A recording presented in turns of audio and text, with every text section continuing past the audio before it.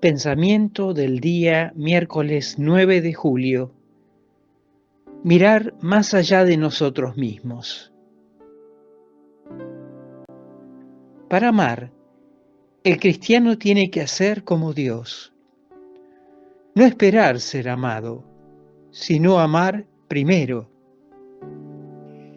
Y como esto no lo puede hacer con Dios, porque Dios ama siempre primero, el cristiano lo pone en práctica con el prójimo.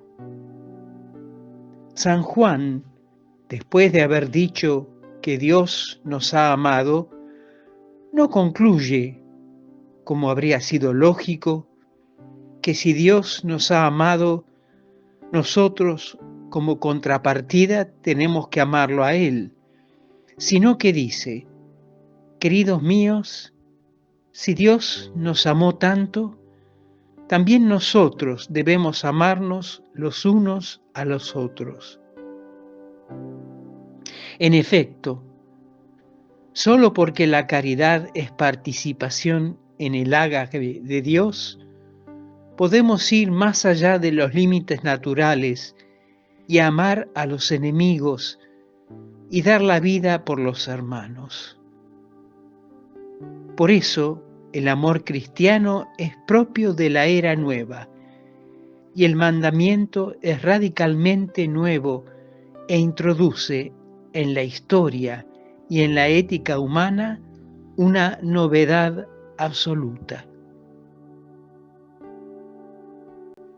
Chiara Lubich, El arte de amar, editorial Ciudad Nueva. Hola, si te ha gustado este video, danos un like, un dedito hacia arriba y suscríbete al canal. Es libre y gratuito, sin ningún compromiso.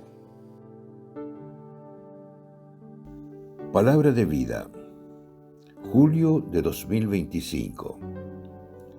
Pero un samaritano que iba de viaje llegó junto a él y al verlo tuvo compasión. Del Evangelio de Lucas, capítulo 10, versículo 33.